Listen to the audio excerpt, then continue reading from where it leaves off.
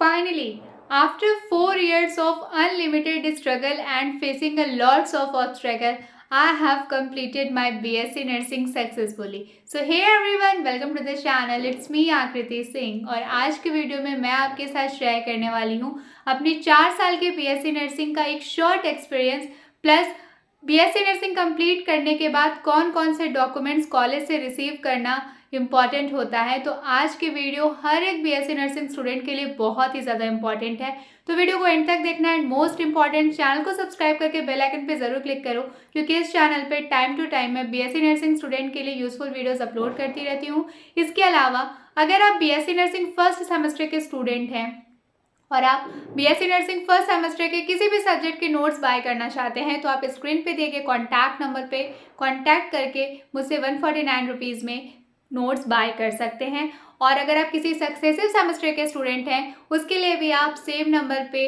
WhatsApp के through मुझसे contact कर सकते हैं और नोट्स की सारी डिटेल्स कलेक्ट कर सकते हैं। तो अभी के लिए चैनल को सब्सक्राइब करके बेल आइकन पे क्लिक कर लो, जिससे अपकमिंग वीडियोज़ की सारी नोटिफिकेशन आपको मिलती रहे। So my dear lovely viewers, अगर आपने मेरी प्रीवियस कुछ वीडियोस देखी होंगी तो आपको आइडिया होगा कि मेरा BSc नर्सिंग 4 साल का जर्नी बहुत ही ज़्यादा डिप्रेसिव था। और अगर आप चैनल पे नए हो तो मैं आपको बता दूं कि भाई मेरी कॉलेज लाइफ ना, वो जो आपको फिल्मों वाली एक चिलिंग मतलब चिल एकदम कूल टाइप सा कॉलेज लाइफ होता है, वैसा बिल्कुल भी नहीं था। तो जब भी मैं बोलती हूँ कि मेरी कॉलेज लाइफ बहुत डिप्रेसिव थी तो लोग सोचते हैं कि ऐसा क्या ही था जो इतना ज़्यादा स्ट्रेसफुल जर्नी रहा, डिप्रेशन फेस करना पड़ा ऐसे वैसे करके। तो देखो, यहाँ कोई बहुत बड़ा सिलेबस रिलेटेड या फिर कोर्स रिलेटेड या फिर एकेडमिक रिलेटेड इशू नहीं था। बस मेरे कॉलेज का ना रूल रेगुलेशन इतना स्ट्रिक्ट था कि 4 साल तक सेम रूल को फॉलो करते करते वो डिसिप्लिन बनाने के लिए जो रूल बनाया गया था वो हम स्टूडेंट्स के लिए टॉर्चर बन गया था। तो ठीक है, हर रोज़ भगवान से बस यही प्रार्थना रहती थी कि भगवान इस 4 साल के कोर्स को प्लीज़ जल्दी से जल्दी कंप्लीट करा दीजिए और हमें इस डिप्रेसिव लाइफ रूटीन से छुटकारा दिला दीजिए। और हाँ, 4 साल लग गए क्योंकि कोर्स ही 4 साल का था, बट भगवान ने फाइनली सुन ली। और ये जो आप कह सकते हो ना कि मतलब अगर आपने BSc नर्सिंग की आपकी क्लिनिकल ड्यूटी स्टार्ट हो गई होगी और आपका एक्सपीरियंस कुछ मेरे से मिलता जुलता है तो आपको थोड़ा बहुत आइडिया होगा कि भाई हम स्टूडेंट नर्सेज को ना क्लिनिकल ड्यूटी में बहुत ही ज़्यादा टॉर्चर किया जाता है। मतलब एक तो बैठने को नहीं मिलता है, 8 घंटे 10 घंटे 11 घंटे इवन कभी कभी तो 12-12 घंटे की ड्यूटी लगा दी जाती है। और फिर ना कोई चेयर होता है, ना ही कोई रूटीन होता है, ना लंच के लिए टाइम मिलता है, ना कोई रेस्ट रूम होता है, ना ही प्रॉपर वॉशरूम का, इवन प्रॉपर वॉशरूम तक नहीं होता हमारे लिए। मतलब बहुत सारी प्रॉब्लम्स हम फेस करते हैं। इसके अलावा जब भी हमारी क्लिनिकल ड्यूटी लगती है तो एन नंबर ऑफ असाइनमेंट्स लिखने होते हैं, जो कि हमारा क्लिनिकल असाइनमेंट जिसे हम क्लिनिकल रिक्वायरमेंट भी बोलते हैं। और असाइनमेंट लिखना is not a big deal. Assignment को टीचर से फाइनलाइज कराना is a very big deal. मतलब स्पेशली मेरे कॉलेज में जो भी हमारा क्लिनिकल असाइनमेंट होता था ना, तो क्लिनिकल असाइनमेंट तो 11-12 इतना ही होता था। हाँ, एक असाइनमेंट लगभग 40 से 50 पेज का होता था, बट एक सिंगल असाइनमेंट को टीचर से फाइनलाइज कराने के लिए ना भाई लोहे के चने चबाने पड़ते थे, क्योंकि हम असाइनमेंट लिख करके टीचर्स के पास ले जाते थे एंड वो असाइनमेंट में अभी मान लो पेज नंबर 2 पे हमें कोई करेक्शन मिला है कि दोबारा से सही करके लाओ,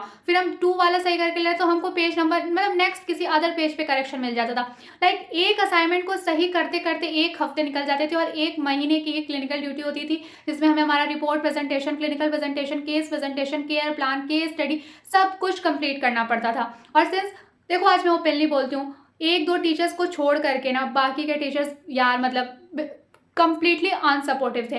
मतलब वो हमारी प्रॉब्लम सॉल्व करने से ज़्यादा हमारे लिए प्रॉब्लम क्रिएट करने का काम करते थे। तो ठीक है, थैंक गॉड ऐसे टीचर्स से छुटकारा मिला और अभी मेरी BSc नर्सिंग कंप्लीट हो चुकी है। बस अब बस ये लग रहा है कि चलो ठीक है यार, जैसे जैसे 4 साल की जर्नी कंप्लीट हो गई, जो भी कॉलेज का स्ट्रिक्ट अटेंडेंस रूल था, क्लिनिकल ड्यूटी था, मेरे कॉलेज का पता है एक रूल ऐसा भी था, 2 ऐसे रूल थे ना जिसने मेरे कॉलेज लाइफ को ओवर डिप्रेसिव बना दिया था।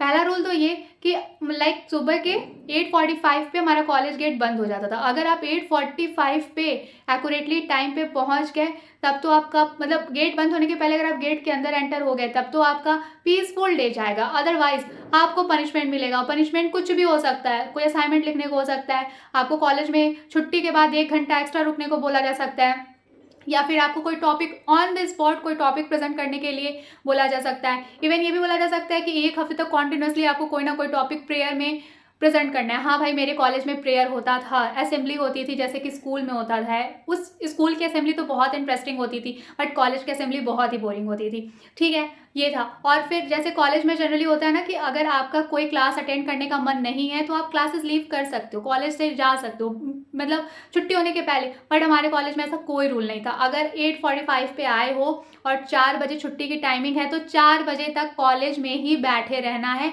चाहे आपको फीवर हो, हेडेक हो, इवन लूज मोशन भी अगर हो रहा है तो भी आपको 4 बजे तक कॉलेज में बैठना है। अगर आप मॉर्निंग में कॉलेज में आ गए हो तो आपको कितना भी प्रॉब्लम हो जाए, आपके घर पे कोई इशू हो जाए, कुछ भी प्रॉब्लम हो जाए, आप कॉलेज से बाहर नहीं निकल सकते। और इसके अलावा जो सबसे आज के टाइम में जहाँ पे एजुकेशन को कम्प्लीटली डिजिटल वर्ल्ड से कनेक्ट किया जा रहा है, इस एरा में मेरे कॉलेज में फ़ोन अलाउड नहीं था। तो सुन के ऐसा लगता है कि चलो ठीक ही है, क्योंकि बच्चे फ़ोन मतलब जब कॉलेज टाइम में यूज़ करते हैं तो वो अपना डिसिप्लिन, अपना मैनर भूल जाते हैं। मुझे फ़ोन अलाउड नहीं होने से कोई प्रॉब्लम नहीं था, but the problem is that कि भाई अगर आप ना फ़ोन ऑफ करके अपने बैग में भी नहीं रख सकते हो, अगर आप रख रहे हो तो वो इलीगल है।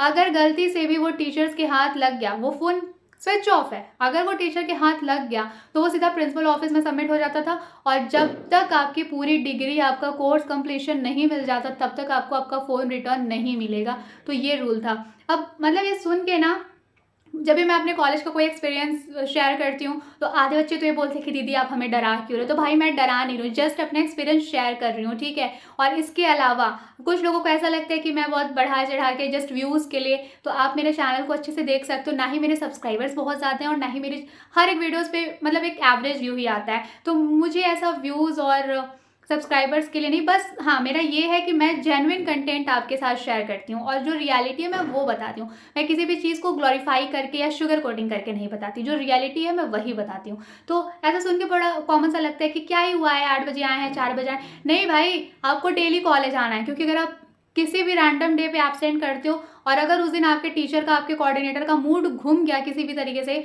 कोई कुछ भी अगर इशू हुआ, तो उनका मन करेगा तो वो आपके 1 दिन के एब्सेंट की जगह वो आपका 3 दिन, 5 दिन, 10 दिन, कितने भी दिन का एब्सेंट मार्क कर सकते हैं।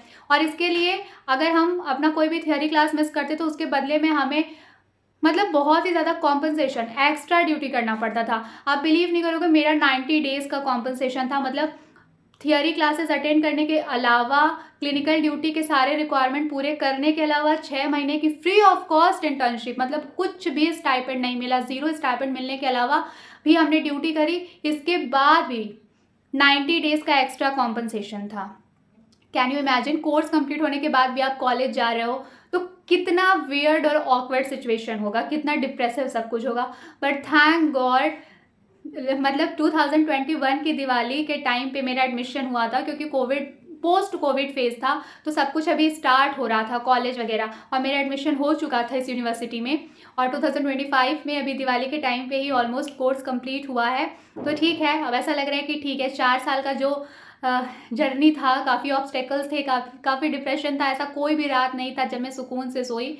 हर दिन कुछ ना कुछ टेंशन के साथ ही सोती थी कि कल असाइनमेंट सबमिट करना है, कल मैम ये पनिशमेंट देंगी, तो कल कॉलेज में इतने देर एक्स्ट्रा रुकना है, कल क्लिनिकल ड्यूटी जाना है।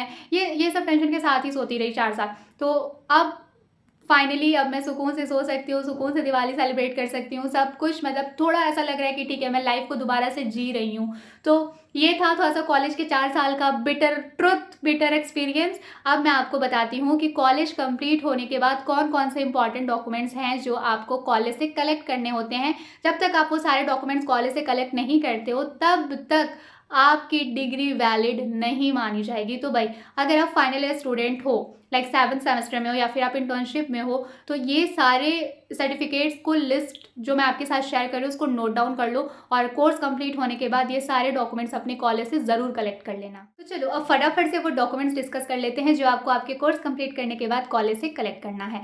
तो सबसे पहला डॉक्यूमेंट होता है आपका, जब आप रिसर्च थीसिस सबमिट करते हो तो उसका एक वैलिडेशन प्रूफ। तो देखो ऐसा होता है कि 7th सेमेस्टर में एक सब्जेक्ट होता है रिसर्च, उसको पढ़ने के साथ साथ आपको एक आपका प्रॉब्लम स्टेटमेंट सेलेक्ट करना होता है, कॉलेज के सामने वो प्रेजेंट करना होता है, एंड देन उसकी एक फाइनल थीसिस आपको कॉलेज के साइड से गाइड और को गाइड अलॉट किए जाते हैं और फिर आपको फाइनल थीसिस एक सबमिट करनी होती है। और फाइनल थीसिस सबमिट करने का बहुत ही बड़ा लंबा चौड़ा प्रोसेस होता है भाई। मेरे को पूरे 1 साल लग गया अपनी फाइनल थीसिस सबमिट करने में। तो 25 सितंबर 2024 में मेरा प्रॉब्लम स्टेटमेंट सेलेक्ट हुआ था और 25 सितंबर 2025 को में जा कर के मतलब सेम डेट पे मैंने अपनी 1 साल के बाद मेरी फाइनल थीसिस सबमिट हुई है। खैर फाइनल थीसिस के रिगार्डिंग मैंने एक वीडियो अपलोड किया है चैनल पे, जिसका लिंक मैं इस वीडियो के कमेंट सेक्शन में मेंशन कर दूंगी। तो अगर आप देखना चाहते हो कि क्या क्या प्रॉब्लम्स आती हैं तो आप एक बारी वो वीडियो देख लेना। मतलब क्या क्या प्रॉब्लम आ सकती है, अगर आपको ये पता रहेगा तो आप सॉल्यूशन पहले से ही अपने माइंड में सोच के रखोगे। इसलिए मैं अपनी प्रॉब्लम का एक्सपीरियंस आपके साथ शेयर करती हूँ, आपको डराने के लिए अपना प्रॉब्लम नहीं शेयर करती, ठीक है। तो वो है ऐसा। तो सबसे पहले आपको आपका रिसर्च थीसिस आपके गाइड से प्रोसीड करा करके आपको लाइब्रेरी में सबमिट करना होता है। उसके बाद आप NOC form, that is the no dues form, आप कॉलेज से लेते हो, उसको नो ऑब्जेक्शन सर्टिफिकेट भी बोलते हैं, ठीक है। तो एनओसी पे आपको जितने भी क्लिनिकल डिपार्टमेंट होते हैं, मतलब हम नर्सिंग स्टूडेंट का जिस जिस डिपार्टमेंट में ड्यूटी लगता है, हर एक डिपार्टमेंट के जो आरएमओ होते हैं, हर एक वार्ड का जो भी हेड होता है, हॉस्पिटल में वार्ड होते हैं like general ward, ortho ward, gynaec ward, paediatric ward, emergency ward, ICU, CCU, जो भी नर्सिंग सुपरिटेंडेंट, ये सब जगह से हमको यहाँ के जो भी अलॉटेड सीनियर्स होते हैं उनसे साइन लेना होता है अपने एनओसी पे। फिर उसके बाद कॉलेज में अपनी रिसर्च गाइड का साइन लेना होता है। देन लाइब्रेरी से अपना नो ड्यूज क्लियर कराना पड़ता है। देन कॉलेज का जो अकाउंटिंग डिपार्टमेंट होता है, जहाँ पे आपका फ़ी सबमिट होता है और आपको आपके फ़ी की सारी रिसिप्ट मिलती है, वो सारा रिसिप्ट एट लास्ट ले जा करके आपको दिखाना होता है और अपना नो ड्यूज क्लियर कराना होता है। ये सब कुछ साइन कराने के बाद अपनी कोऑर्डिनेटर को अपना नो ड्यूज फॉर्म सबमिट करना होता है। मैं नर्सिंग का बता रही हूँ, बीएससी नर्सिंग का।